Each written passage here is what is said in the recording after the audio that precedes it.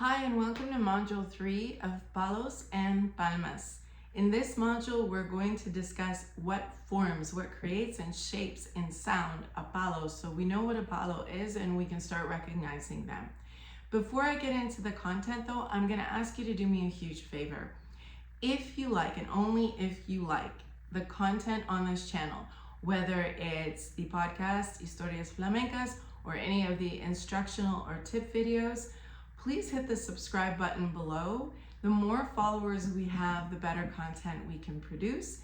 So I would really appreciate, if you like what you see, that you go ahead and click that subscribe button.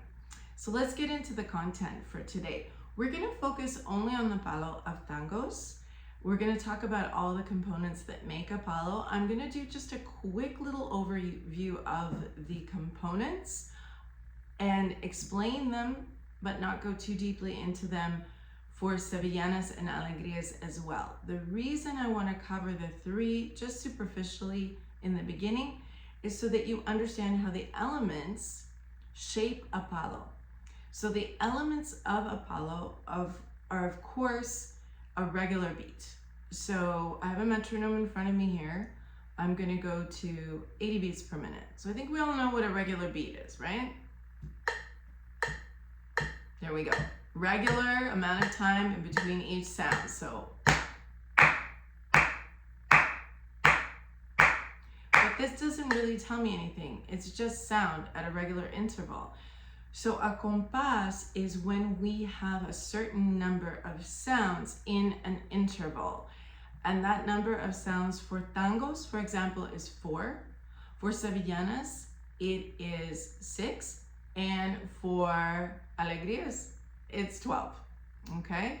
So that's the first differentiator of a palo.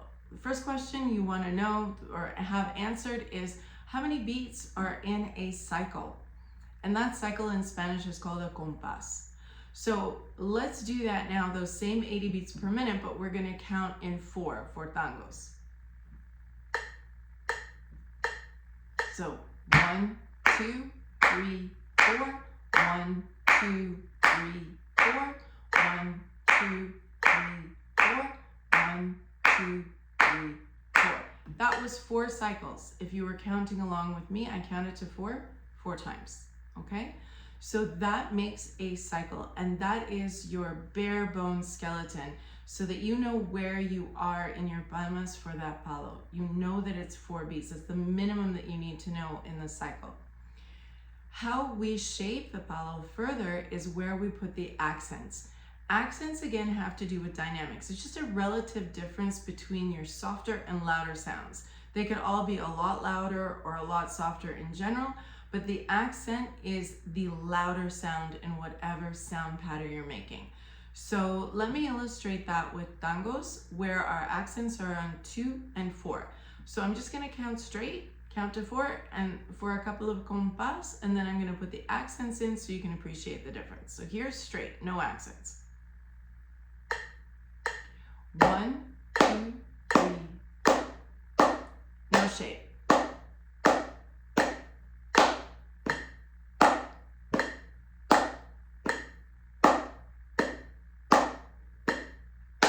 You can see it has a different character already. It's starting to gain some character, some feeling in sound.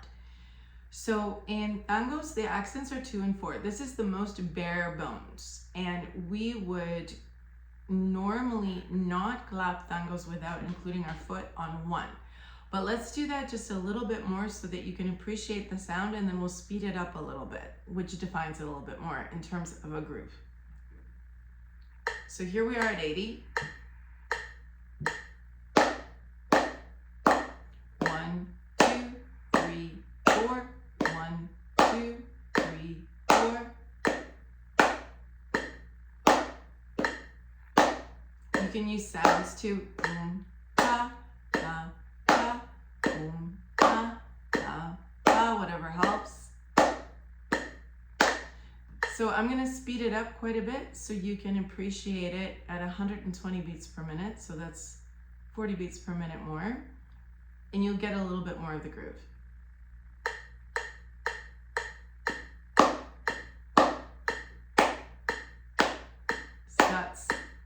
skeleton. Now the sounds for tangos, again, are usually there's a foot on the one, so the golpe with your flamenco shoe or any shoe. So it's always a foot on one, an accent on two, a softer sound on three, an accent again on four. So let me illustrate that again slowly, and if you can manage, you can try to follow along with me. If you can't include your foot yet, sometimes it takes a little bit of coordination. Everyone's a little different depending on their musical experience. So if you can't get the foot in, just try the two and the four as accents. So here we go with that. 3, 4, and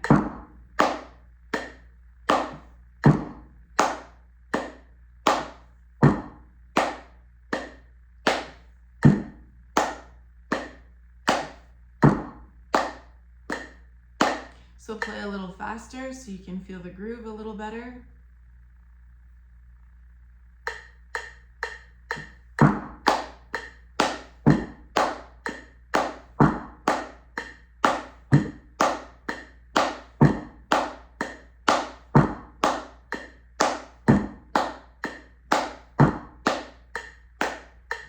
So you can play tangos like that as a palmero or palmera.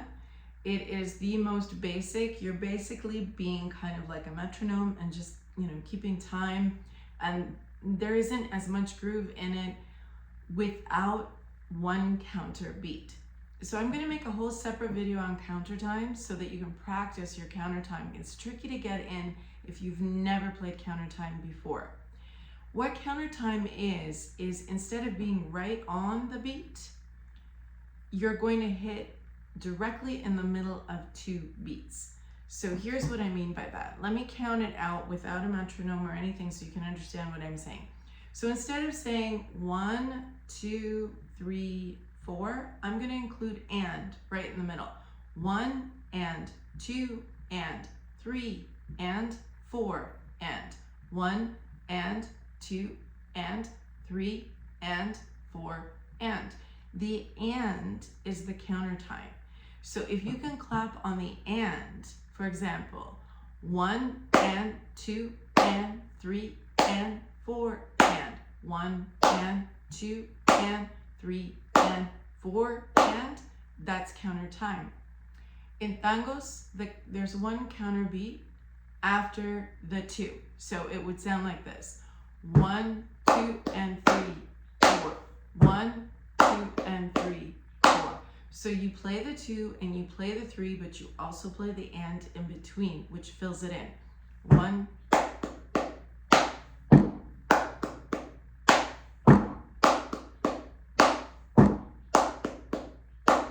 That's your tangos compás.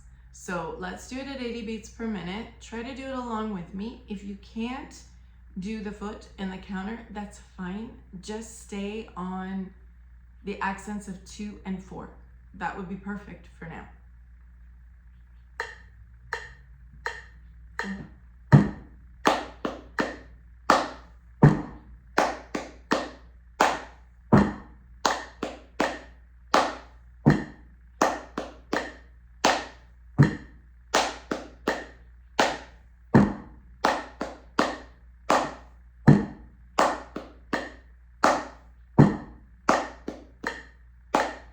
So if you notice, the 3 is still softer. I'm still doing 1, 2, and 3, 4.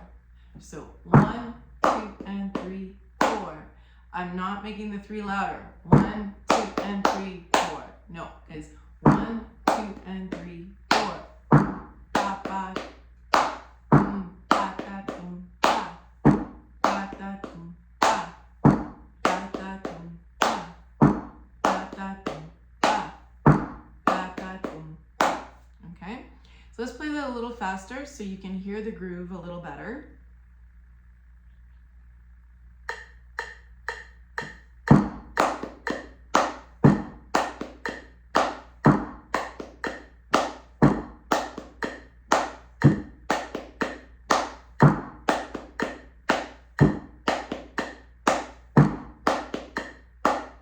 Okay, that's what tango sounds like. We're going to get deeper into it using videos and using music so that you can learn how to do palmas along with music or along with a performance. You can take a performance online, anything that you see online. It's hard to get a bunch of musicians together at your whim and call. So we're going to use online videos and we'll go more deeply into it. But for our purposes right now today, you've learned quite a few things. You've learned that a palo exists on a cycle. That cycle has to have a certain number of beats to define the palo. In the case of tangos, that's 4 beats. It's further defined by where the accents land. Again, in tangos, that's on the 2 and the 4. It's further filled out by different sounds we make. So the foot sounds different than the palma, okay? So we use the foot and palmas to make the sound of tangos traditionally, and we can add a counter beat on the and after 2. And then we have our full palmas pattern for tangos.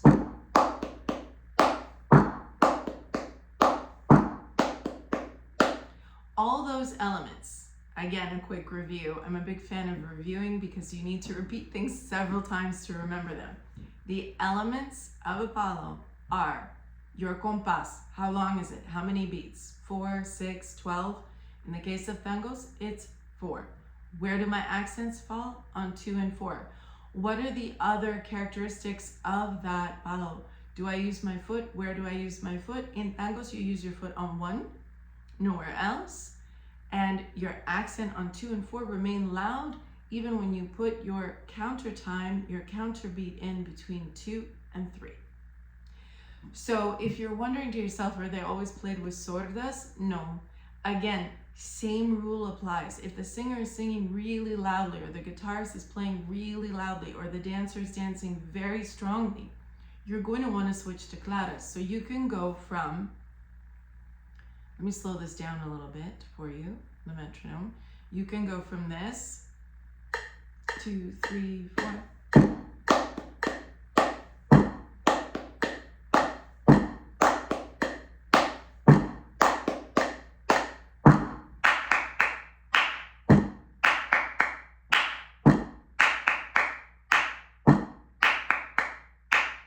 So just to be clear on dynamics, sordas remain with sordas when we talk about accents, and claras remain with claras. You're not going to try, it's kind of physically impossible to stay on beat and switch. So for any of you who might be confused between, wait, sordas are supposed to be softer and claras are supposed to be louder, so what are we doing now?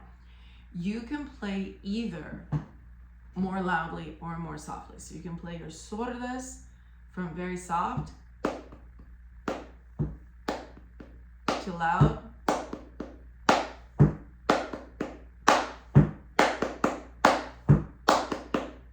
and your accent is the relative loudness of your sordas.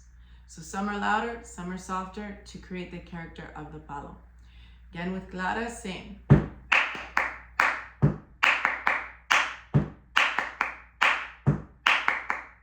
What you're not going to do is mix the two. It doesn't work, okay? You can't switch because the position of the hands, it doesn't sound right, it doesn't make sense. So if that crossed your mind, because I know it has been a question with former Palmas students, no, you don't mix sordas and claras. Sordas stay with sordas, claras stay with claras, but you do adjust the volume of your sordas relative to each other and the volume of your claras relative to each other in the palo. So that's the palo of tangos and your components of a compás.